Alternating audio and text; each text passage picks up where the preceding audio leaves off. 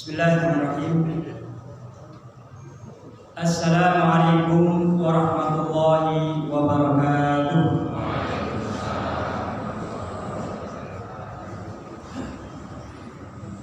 Alhamdulillahirabbil alamin. Wa bihi nasta'inu ala umuri dunya waddin. Wassalatu wassalamu ala asrafil khalqi ajma'in. Sayyidina wa maulana Muhammadin sallallahu alaihi wasallam wa ala alihi wa sahbihi wa man tabi'ahum bi ihsanin ila yaumiddin. Allahumma 'allimna bima 'allamtana wanfa'na bima 'alimna warzuqna 'ilma. Allahumma ij'alna minal ladzina yattabi'una al-qawla wa yattabi'una ahsana. Rabbi zidni ilma warzuqni fahma wa amalan sholihan. Hadirin wal hadirat, kaum muslimin wal muslimat di wilayah Kecamatan Cilongkok, barangkali mungkin ada yang dari luar. Alhamdulillah, kita panjatkan kehadirat Allah SWT atas segala nikmat yang sampai detik ini belum pernah terputus, dan kita doakan saudara-saudara kita yang sedang sakit mudah-mudahan segera disembuhkan Allah Ta'ala, dan kalaupun belum disembuhkan oleh Allah Ta'ala mudah-mudahan diberikan kesabaran sehingga menjadi kafaratul dzunub. Dan semua yang hadir di majelis ini mudah-mudahan Allah berikan keberkahan dalam hidup, diberikan umur yang panjang, keluasan rezeki dan ketetapan iman sehingga kita bisa bertemu kembali di akhirat nanti di Jannatullah. Amin. Hadirin wal hadirat rahimahullah, saya tidak diberi materi, tidak diberikan tema apa, akan tetapi karena jamaah ini adalah jamaah yang biasa mengkaji ilmu, tentu yang terbaik dari yang terbaik, perkataan yang terbaik adalah kitabullah. Maka dalam hal ini saya akan membawakan tahu bersama-sama kita mentadabburi satu surat yang paling sering kita baca di dalam salat kita, yaitu suratul Fatihah. Karena man lam yaqra bi Fatihatil kitab fala salata lah. Salat kalau enggak pakai baca surat Al-Fatihah maka salatnya tidak sah. Setiap kali kita membaca surat itu sampai kurang lebih minimal dalam satu hari satu malam berapa kali? 17 kali. Maka ini penting sekali untuk difahami, dimengerti, dan sehingga kemudian kita bisa praktekkan di dalam kehidupan sehari-hari. Ma'asyiral muslimin rahimahullah. Biasa yang kita sudah sering belajar dan membahas tentang tafsir surat Al-Fatihah ini, karena memang ada dua cara memahami surat yang sudah berlaku dari sejak zaman awal sampai kira-kira awal-awal. Islam adalah tafsir dengan membahas ayat atau sekelompok ayat, dengan membahas dari segi bahasanya, maknanya, membahas kawaidnya, tata bahasanya, kemudian hukum-hukum yang kita bisa gali dari ayat tersebut atau sekelompok ayat tersebut. Misalnya yang suka baca tafsir Fathul Qadir misalnya, itu sekelompok ayat kemudian bahas. Kalau tafsir modern yang Yang muasir adalah tafsir misalnya tafsir Al-Maraghi. Jadi satu ayat ataupun sekelompok ayat kemudian dibahas detail dari sisi makna, qawaid dan kemudian hukum-hukum yang bisa kita ambil tokan. Tapi kemudian muncul sebenarnya tidak awal ya, sudah pernah kita bahas di dalam ilmu tafsir. Biasa kita dengar apa namanya munasabatul ayat. Apa munasabatul ayat? Jadi hubungan antar satu ayat dengan ayat sebelumnya atau ayat setelahnya. Itu ciri ataupun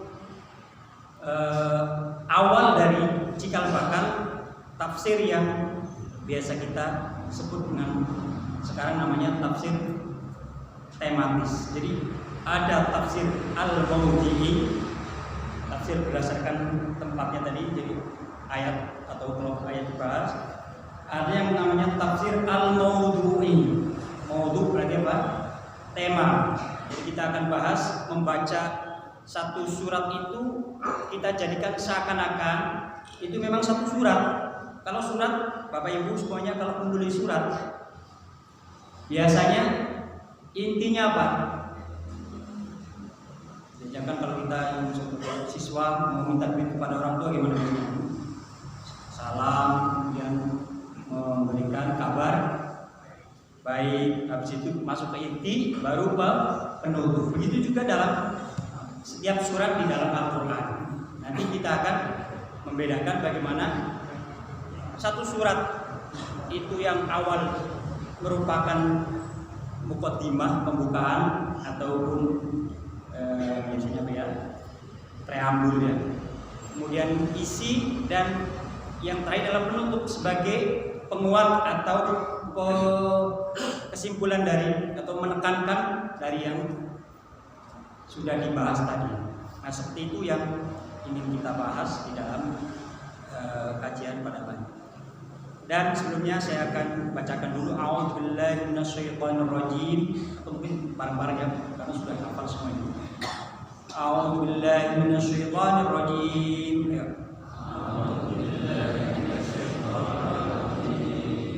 Bismillahirrahmanirrahim.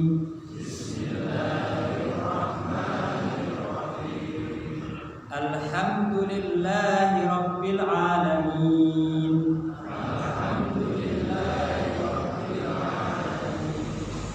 Ar-Rahmanir-Rahim.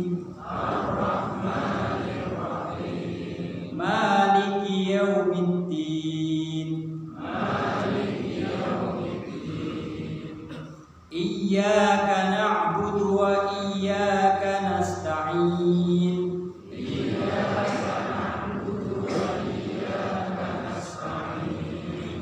Ihdinas siratal mustaqim.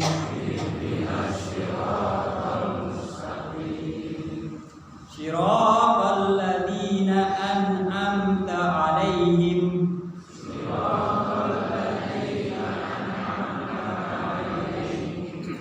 Ghairil maghdubi 'alaihim waladdallin.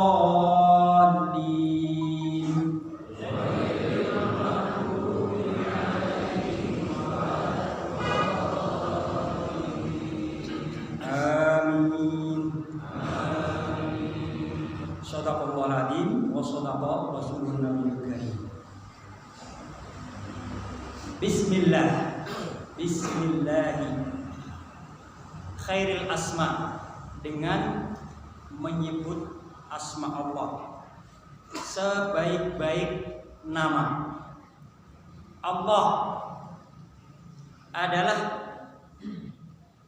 kalau dalam bahasa Arab namanya alam. Alam itu nama. Jadi Allah adalah nama. Nama siapa? Nama alladzi khalaqas samawati wal ard, yang menciptakan seluruh alam ini. Kira-kira ada enggak orang atau apapun ya yang namanya Allah atau berani menggunakan nama Allah? Ada enggak? Tidak ada. akan kualat dia. Nggak mungkin. Walaupun orang-orang potensi orang-orang kafir, orang yang beringkar itu kan senangnya apa? Senangnya dia melawan. Gimana caranya menghina ataupun merendahkan apa simbol-simbol Islam. Tapi tidak ada di dalam dunia ini dari sejak dulu zaman Nabi Adam sampai akhir itu nggak ada yang berani menggunakan nama Allah namanya. Kalau nama yang lain pasti banyak, tapi kalau Allah Rahim, Ar-Rahim, nama Malik dan sebagainya banyak. Tapi kalau Allah tidak ada, karena Allah itu adalah satu-satunya zat yang dialah yang menciptakan langit dan bumi. Tidak ada kekuasaan yang lebih besar daripada kekuasaan Allah SWT. Maka ini namanya khairil asma, nama sebaik-baik. Kalau kita sebut nama Allah, berarti kita sebut semua sifat dan zat Allah. Termasuk di situ Ar-Rahim, Ar-Rahman, Al-Malik, Al-Qudus, As-Salam, Al-Mu'min, Al-Muhaimin. Cukup dengan menggunakan kata Allah kita sudah menyebut 99 asma itu. Maka sebaik-baik nama itu adalah Allah. Maka sebaik-baik nama kita kalau mau kasih nama yaitu yang dinisbatkan kepada Allah. Abdullah, Abdul Rahim, Abdul Latif, Abdul itu sebenarnya. Bismillah alladzi la yadurru ma'a ismihi syai'un fis sama'i wala fil ardh. Kalau kita sebut nama Allah, tidak ada yang bisa memberikan madarat ataupun memberikan manfaat kecuali atas izin Allah. Maka kalimat Allah disebut di dalam awal surat ini, yaitu surat Al-Fatihah.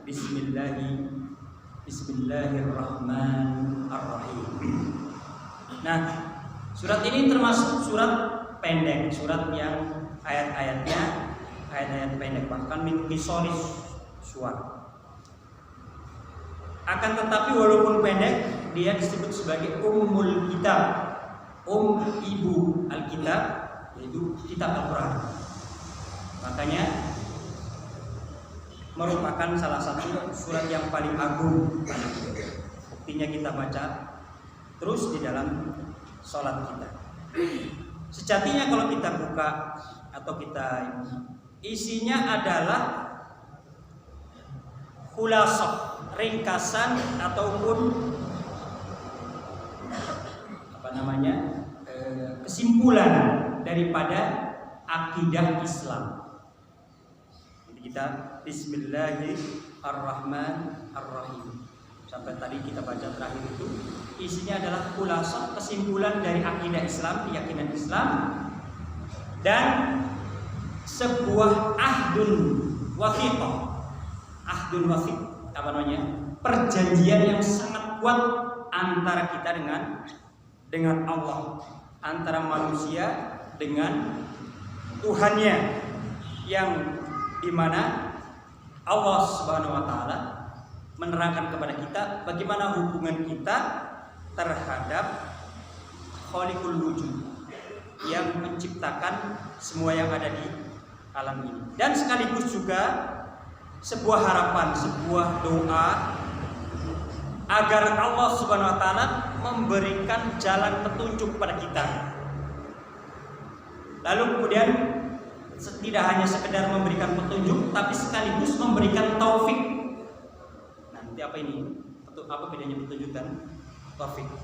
Serta kemudian kita mengharapkan kepada Allah agar Allah memberikan keridhaan kepada kita. Kita kupas satu-satu misalnya.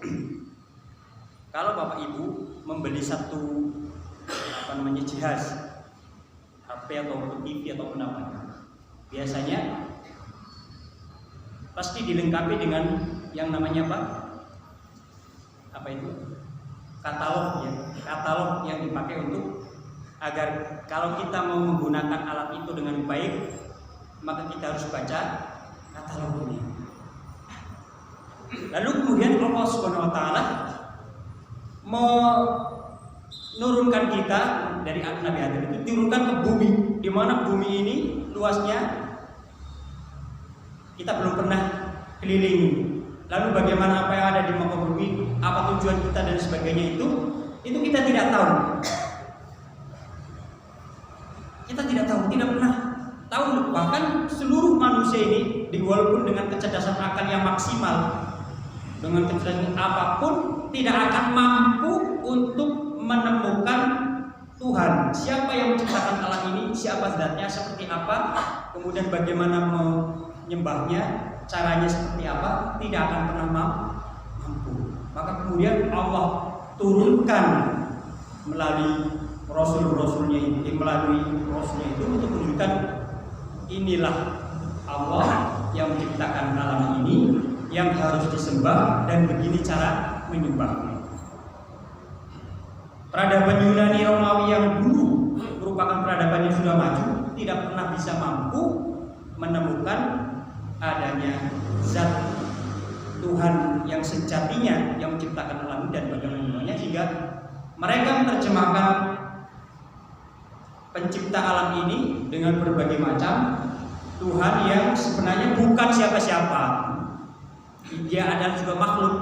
Ada yang menyembah matahari, ada yang menyembah api, ada yang menyembah berhala-berhala, ada yang menyembah batu dan lain sebagainya. Nah, lalu kemudian datang Nabi yang terakhir, yaitu Nabi kita, Nabi Muhammad SAW, diturunkan dengan membawa wahyu yang pertama kali turun, yaitu surat Al-Alaq ayat 1-5. Itu pun dimulai dengan apa? Iqra bismi rabbikal ladzi khalaq. Bismi rabbikal ladzi khalaq. Dengan menyebut asma Allah yang telah menciptakan. Jadi ini tugas daripada Rasul-Rasul Allah turun ke dunia dalam rangka untuk menunjukkan, memberikan hidayah, memberikan petunjuk. Ini loh bagaimana itu siapa Tuhan yang menciptakan alam ini dan bagaimana menyembah.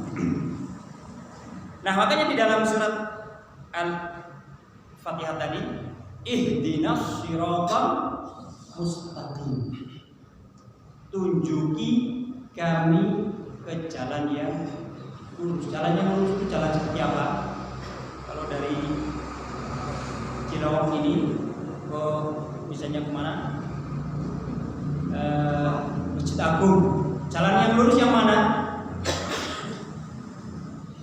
Jalan yang lurus itu yang mana? Jalan yang lurus itu adalah jalan terpendek dari dua titik. Jadi kalau dua titik ini, mana jalan yang paling pendek, itu jalan yang lurus. Maka namanya jalan yang lurus itu nggak ada duanya, hanya satu, tidak ada yang lain. Siapa yang meniti jalan lurus ini, dia pasti akan selamat, akan menuju ke tempat yang dituju dengan paling cepat. Maka Allah kasih jalan yang siratal mustaqim dengan diturunkannya Al-Quran. Maka kata Allah, dzalikal kitabu la raiba fihi hudan lil muttaqin. Ada lagi di dalam surat Al-Baqarah, hudan linnas. Nah, jadi Al-Quran itu adalah petunjuk bagi manusia. Sudah dikasih petunjuk, cukup gak? Seperti ini Bapak Ibu, sudah dikasih petunjuk, dikasih katalog. Katalognya gak dibaca, apalagi diikuti. Kira-kira kalau menggunakannya salah, apa yang terjadi? Ya jelas akan rusak, akan tidak selamat, akan tidak selamat. Nah, kita juga sudah diberikan Al-Quran sebagai petunjuk kita. Siapapun yang mengikuti, maka tadi doanya Allahumma ja'alna minal ladzina yastami'una al-qaul wa yattabi'una ahsana. Jadikan kami orang-orang yang mendengar al-qaul, petunjuk-petunjuk Allah itu, dan mengikuti yang terbaik. Nah, ketika kita sudah diberikan petunjuk itu, nah termasuk dalam kajian kayak gini adalah dalam rangka untuk mengerti petunjuk itu seperti apa. Kalau kita tidak belajar, mana mungkin kita bisa mengerti petunjuk itu. Maka kata ada sebuah buku namanya Ar-Rasul Al-Mu'allim. Sebaik guru itu adalah Rasulullah SAW.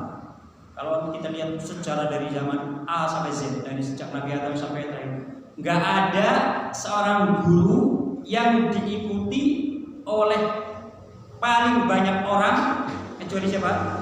Kecuali Rasulullah Shallallahu Alaihi Wasallam. Bahkan ada majalah apa dulu itu yang menerbitkan orang 100 orang paling berpengaruh di dunia ini siapa? Yang nomor 1 adalah Rasulullah SAW. Itu artinya Rasulullah adalah guru yang terbaik. Bahkan ada satu buku tadi namanya Ar-Rasul Al-Mu'allim yang isinya membahas tentang bagaimana cara Rasulullah mengajarkan kepada umatnya. Jadi guru yang terbaik.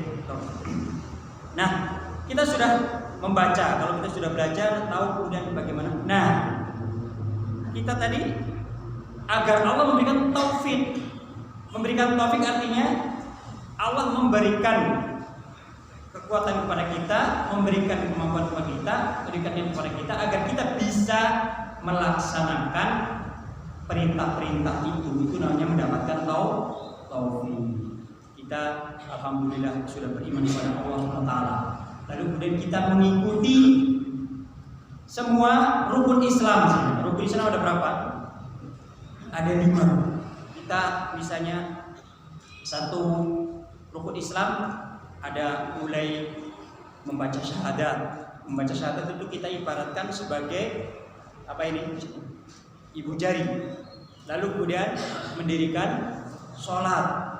Ada menunaikan zakat, puasa bulan Ramadan, lalu kemudian haji ke Baitullah bagi yang mampu. Ibaratnya kalau 5 rukun Islam itu kita pegang erat, maka akan sangat kokoh bangunan Islam itu. Tapi misalnya ada satu yang belum kita laksanakan karena memang belum mampu atau sudah mampu, tapi sekarang kalau daftar antrinya berapa tahun? Nah, kalau kita misalnya umur 50 baru daftar, kira-kira belum tentu bisa haji ya, karena antriannya ada yang sampai 20 tahun, ada yang lebih bahkan. Nah, kita belum bisa melaksanakan ibadah haji, masih kokoh karena sesuatu hal tadi ya, belum mampu atau sudah mampu tapi kuota belum bisa kita dapatkan. Lalu kemudian kita tidak berpuasa karena musafir atau karena sakit, diperbolehkan tidak berpuasa dan mengganti di hari yang lain, masih kokoh. Lalu apa ini? Membayar zakat, tidak membayar zakat kenapa? Karena masih mustahik, belum sampai ke orang yang kewajiban membayar zakat, belum pernah punya uang nganggur sebesar misalnya nisabnya emas berapa? Isrina dinaron, 20 dinar. Nah, 20 dinar itu berarti sekitar 85 gram karena satu dinarnya itu 1,4 gram emas ya, uang dulu ya. Jadi kita masih kokoh. Tapi kalau coba satu ini, sholat kita lepas, nggak sholat, sudah mengatakan KTP-nya Muslim, tapi tidak sholat. Kira-kira apa yang terjadi? Bangunan Islam itu roh. Maka sholat dimanapun, kapanpun, selama hayat masih di kandung badan, wajib sholat. Nggak ada sholat itu yang namanya. Tapi ada sih satu momen. Tapi ini hanya milik ibu-ibu. Nah, ibu-ibu kalau sedang dalam keadaan haid ada diskon prayer. Tapi selain itu, maka dimanapun kita wajib sholat, walaupun dalam keadaan apapun. Nah ini, maka ihdinas siratal mustaqim, kita berharap kepada Allah agar memberikan petunjuk, dan petunjuk itu sudah diberikan, tinggal kita mau mengkaji atau tidak. Makanya dalam Islam itu yang namanya mencari ilmu itu thalabul ilmi fardhatun ala kulli muslim, wajib. Pernah Rasulullah suatu saat ya, beliau mengatakan bahwa ada satu kaum dipuji sama Rasulullah, lalu ada satu kaum lagi sama Rasulullah itu disindir, dicela. Kenapa? Karena ada satu kaum yang faqih tapi ada tetangganya yang bahkan menjadi orang-orang yang tidak, atau istilahnya kalau dalam orang lain badui ya, orang yang tidak mufaqqah, jauh dari ilmu dan sebagainya. Dan itu dibicarakan sama sahabat-sahabat itu kaum Asy'ariyin. Ketika mendengar itu, kemudian orang-orang Asy'ari mendatangi Rasulullah berbondong-bondong. Ya Rasulullah, kenapa engkau sebut satu kaum itu dipuji tapi engkau mencela kami? Ternyata apa? Kemudian Rasulullah SAW mengatakan agar liyu'allim qaumun jirana, agar setiap orang itu mengajarkan kepada tetangganya. Artinya kita itu tidak boleh kalau nggak jadi mu'allim ya muta'allim. Kalau nggak belajar harus belajar. Itulah yang kemudian merubah umat Islam itu hanya dalam waktu 23 tahun. Yang tadinya terkenal ummi itu harusnya la yaqra wa la yaktub, tidak pandai baca, tidak pandai menulis. Tapi dalam 23 tahun itu kemudian menjadi kaum yang menguasai dunia, merontohkan kekuasaan Romawi dan Parsi. Coba bayangkan, nggak ada secepat itu, karena memang dalam Islam yang namanya ilmu itu menjadi nomor satu. Fa'lam annahu la ilaha illallah. Jadi al ilmu qabla al amal, ilmu itu sebelum amal. Tidak boleh kita melakukan satu amal tanpa ilmu. Kalau kita melakukan amal tanpa ilmu, misalnya kemarin pas jamaah haji, saya tanggal 9 misalnya, tanggal 9 itu orang-orang pada ngapain? Pada wukuf. Dari kemarin dia pengen tawaf saya di bawah atau pengen cium hajar aswad, tapi nggak bisa karena saking padatnya. Nah ketika melihat kok kosong ya, maka akhirnya dia tawaf, akhirnya dia hajinya tidak wukuf di Arafah.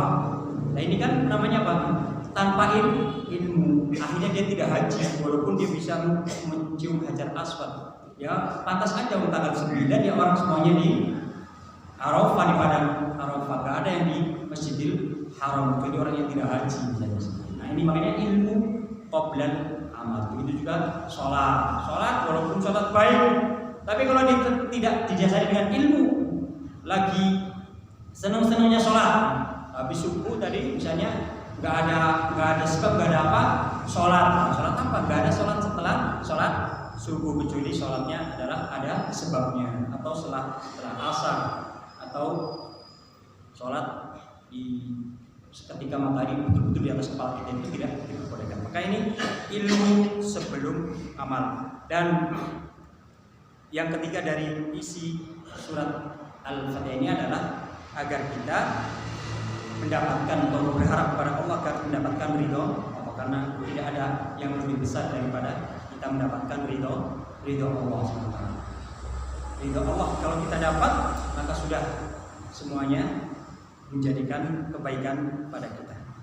Kita lihat ayat yang pertama, alhamdulillahi rabbil alamin. Alhamdulillah, segala puji. Kalau di dalam bahasa Arab, al itu ada maknanya. Segala puja-puji atau segala macam bentuk puja-puji. Kalau kita memuji seseorang, biasanya memujikan apa? Memuji seseorang karena mungkin orang itu berbuat baik kepada kita, atau kalau tidak berbuat baik kepada kita tapi berbuat baik kepada orang yang kemudian perbuatan baik itu nanti akan sampai kepada kita, ya kan? Coba antum pernah nggak tuh memuji Clinton atau siapa yang sana yang jauh, yang belum tidak kenal dan tidak apa, padahal dia baik, antum memuji? Kan enggak ya?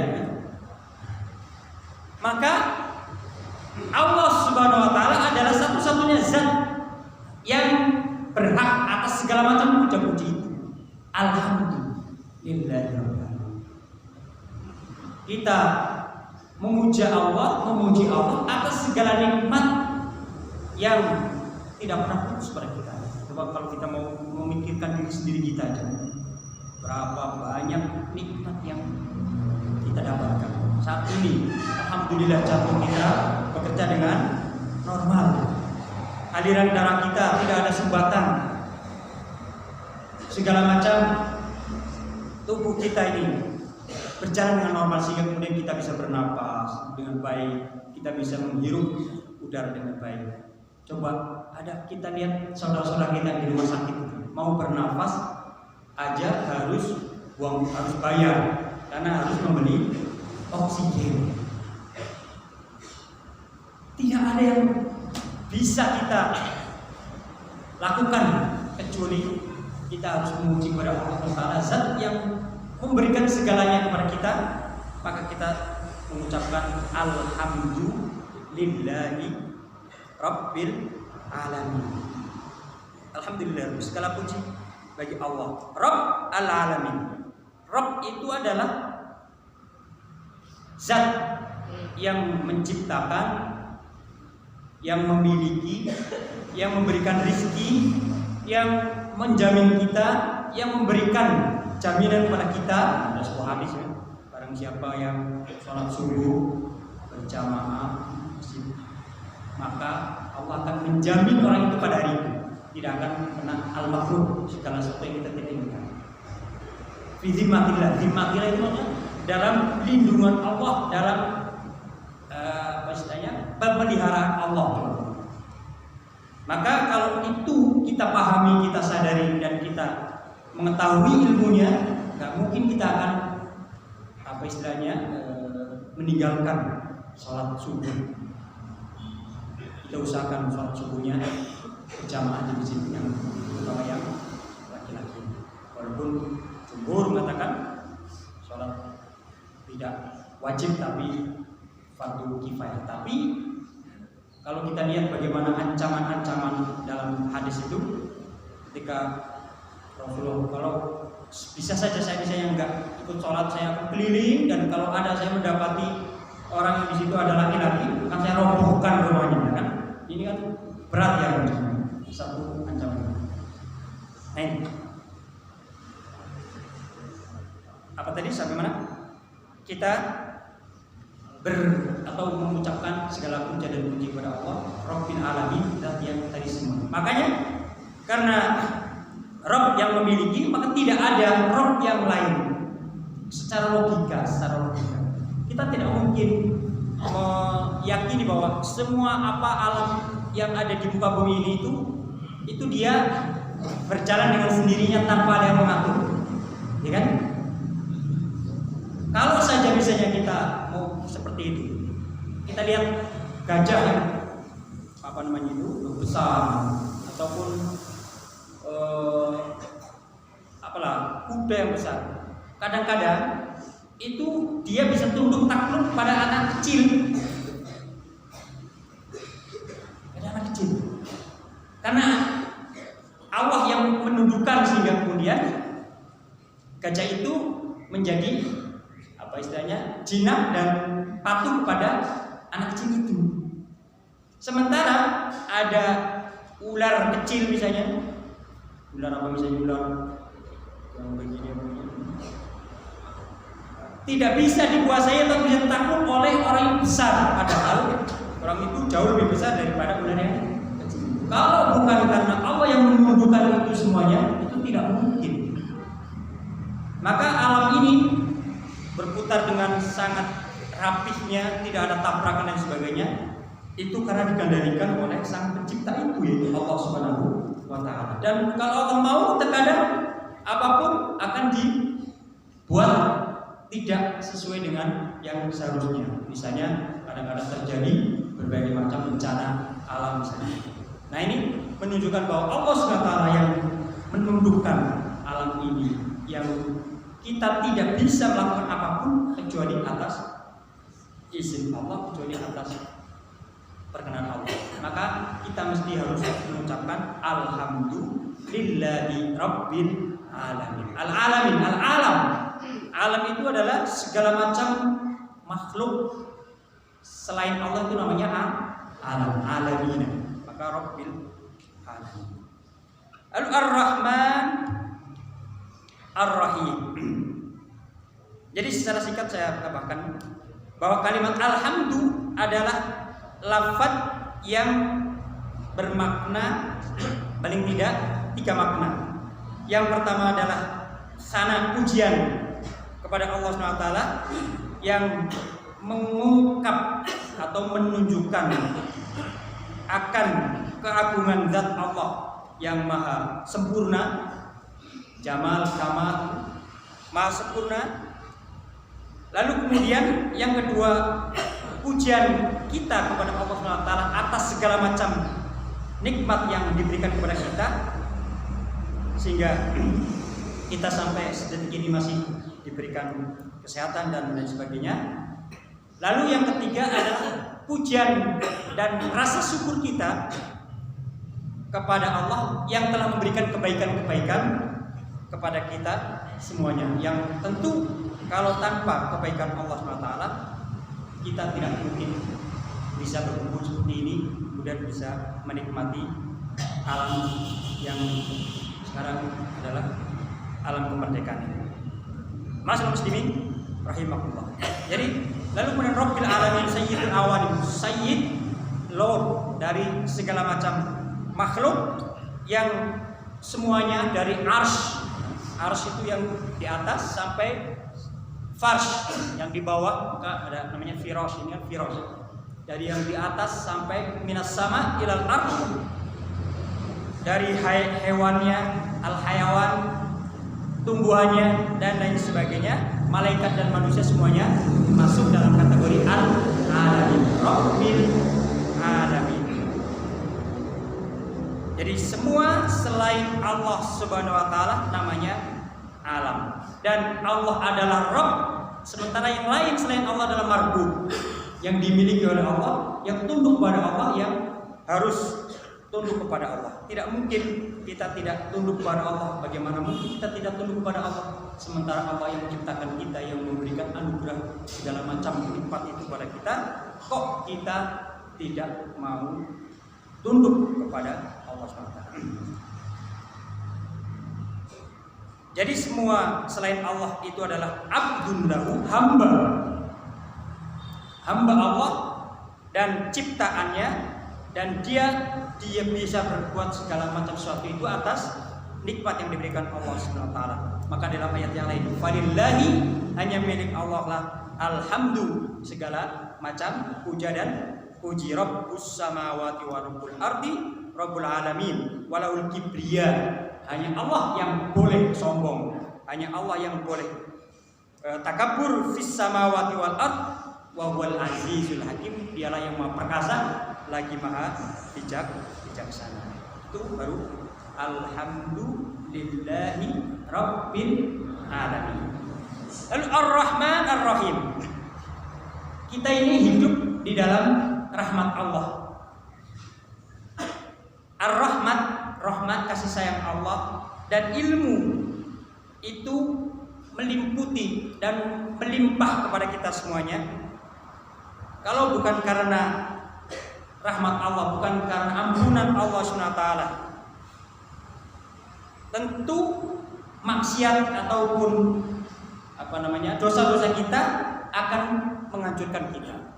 Coba kalau kita lihat syariat umat sebelum Nabi Muhammad SAW, itu dulu mereka itu kalau mereka bermaksiat kepada Allah, mereka membangga kepada Allah, mereka kafir kepada Allah, itu langsung dihukum di dunia, dihabisi langsung, tidak disisakan. Kemudian Allah ciptakan generasi baru yang beriman kepada Allah SWT. Contohnya misalnya umatnya Nabi Nuh, dakwah sampai beratus-ratus tahun, hanya beberapa orang yang beriman di kapalnya Nabi Nuh. Umatnya Nabi Lut, umatnya Nabi Saleh dihabisin, umatnya Nabi Musa, Bani Israil dihabisin. Karena apa? Karena kufur kepada Allah SWT, tidak mau beriman dan membangkang, dihabisin. Tapi umat Nabi Muhammad SAW diberikan rahmat yang luar biasa, diberikan jeda. Kalaupun di dunia ini dia tidak dihukum, bahkan kadang-kadang ada orang yang banyak maksiat, tapi justru dia diberikan banyak nikmat rezeki yang banyak, diberikan apapun ya yang membuat dia itu seakan-akan melupakan akhirat, sehingga kemudian harus disikapi dan harus treat ya, harus ditreat dengan baik. Jangan sampai kemudian kehidupan yang melalaikan ini kita lupa akan tujuan kita, yaitu di alam akhirat itu. Lalu iyyaka na'budu wa iyyaka nasta'in. Nah inilah kemudian iyyaka na'budu wa iyyaka nasta'in. Kalau lihat dari susunan katanya pun ini tidak biasa. Artinya objeknya didahulukan, hanya kepadamu iyyaka na'budu, kami menyembah, wa iyyaka nasta'in, dan hanya kepadamu kami mohon pertolongan.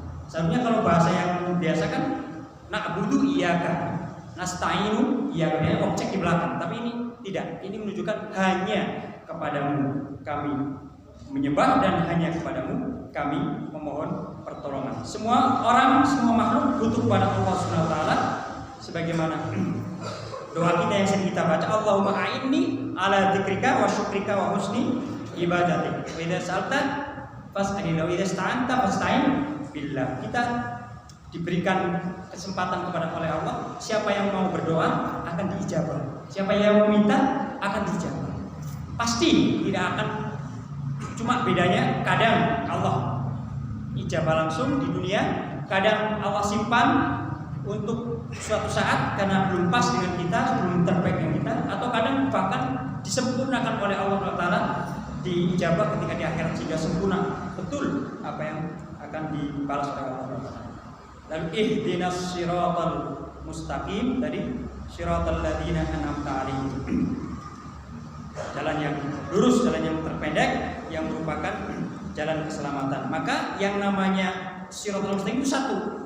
Maka dari Nabi Adam sampai Nabi Muhammad SAW itu dakwanya hanya satu, yaitu dakwah tauhidillah, mengesahkan Allah. Yang berbeda hanya apa? Yang berbeda hanya syariatnya.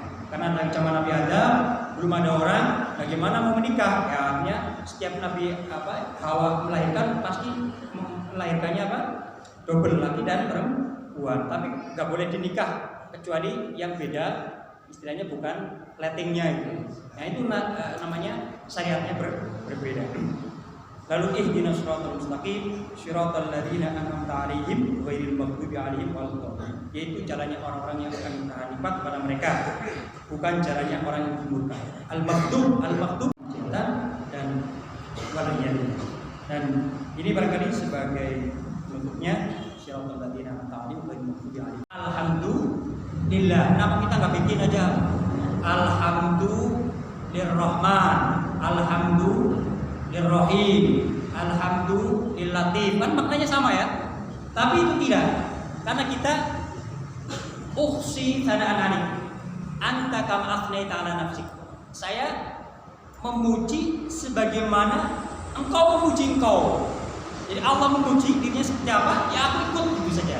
Maka kita mengucapkan alhamdulillah sebagai bentuk apa ya namanya? Kita kan ketika mengungkapkan satu pujian kepada orang kan berbeda-beda ya. Ada misalnya ada orang berbuat baik kepada kita, sementara ada kemampuan berbahasa kita itu berbeda-beda. Ada yang tidak bisa mengungkapkan pujian itu. Sementara kalau kita memuji Allah, Allah itu kan segalanya. Allah mau sebut apa saja. Nah, bagaimana cara memuji Allah yang paling baik? Ya, saya puji engkau sebagaimana engkau memuji. Alhamdulillah kama asnaita ala nafsik, sebagaimana engkau memuji diri engkau. Maka dalam hal ini kita memuji kepada Allah, ya alhamdulillahirabbil alamin. Walaupun mungkin nanti ada kata-kata alhamdulillah, Rahman, alhamdulillah. Karena kalau Allah itu sudah mencakup seluruhnya. Nah, lalu kita di dalam hal salam, Rasulullah mengajarkan kita afsus salam, assalamu alaikum. Rasulullah mengajarkan kita assalamualaikum warahmatullahi wabarakatuh. Itu juga di dalam sholawat dan sebagainya. Nah, ketika kita mengikuti apa yang sudah diajarkan oleh Rasulullah SAW dengan betul-betul sebaik-baiknya, maka itulah yang diharapkan. Makanya yang terbaik. Pernah ada ya orang Yahudi atau orang Nasrani mengucapkan salam kepada kita, biar mungkin apa ya, kelihatannya salam, tapi dia kata-katanya bukan assalamualaikum, assalamualaikum, assamu, nggak pakai lam. Nah, artinya apa? Silakan. Lalu dijawab lengkap. Maka kata Rasul, jangan jawab aja waalaikum, kembali saja gitu. Waalaikum.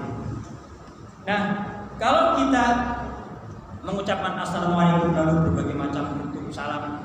Kalau bentuk salamnya umum seperti sopakul khair atau sugeng enjang atau sugeng itu sih nggak ada masalah, nggak ada hubungannya dengan.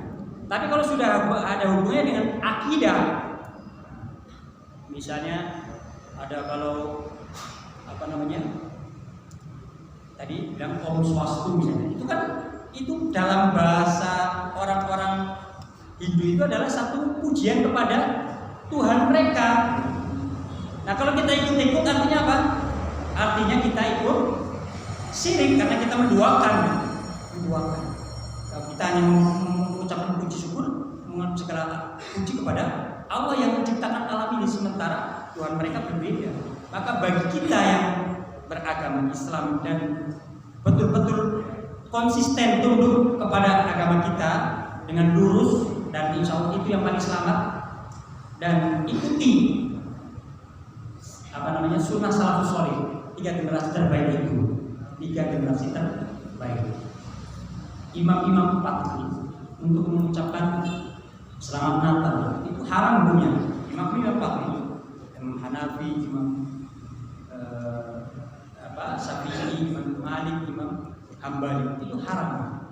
Padahal cuma mengucapkan apa? Selamat Natal. Tidak boleh, apalagi hal-hal yang hukum agamanya agama arti misalnya. Saya kira itu yang terbaik bagi kita adalah assalamualaikum. Kalau mau ditambah ya tambah yang umum, yang sugeng enjang mungkin, atau selamat pagi, selamat siang dan sebagainya, sebagai kata-kata yang biasa kita lakukan yang tidak ada hubungannya dengan agama. Ini saya kira cukup ya.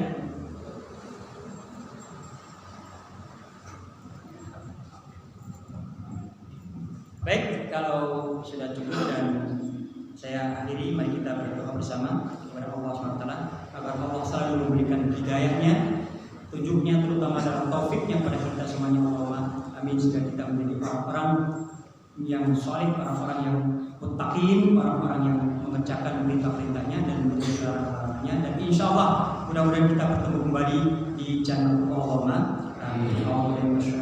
Bismillahirrahmanirrahim. Alhamdulillahirabbil alamin, hamdan yuwafi ni'amahu wa yukafi mazidah. Ya rabbana lakal hamdu kama yanbaghi li jalali wajhika wa 'azimi sultanik.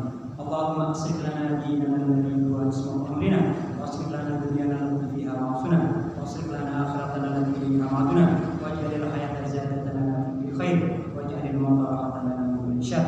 Allahumma antal awwalu falaysa qablaka syai', wa antal akhiru falaysa ba'daka syai', wa antal zahiru falaysa fawqaka syai', wa antal batin falaysa dunaka syai'. Aqdi 'anna ad-dayna wa qina min al-faqr. Rabbana ighfir lana wa li ikhwanina alladhina sabaquna bil iman wa la taj'al fi qulubina illa lil ladzina amanu. Rabbana innaka ra'ufur rahim. Rabbana hab lana min azwajina wa dhurriyyatina qurrata a'yun waj'alna lil muttaqina imama. Rabbana atina fid dunya hasanah wa fil akhirati hasanah wa qina adzabannar. Subhana rabbika rabbil izzati amma yasifun wa salamun alal mursalin walhamdulillahi rabbil alamin. Assalamualaikum warahmatullahi wabarakatuh.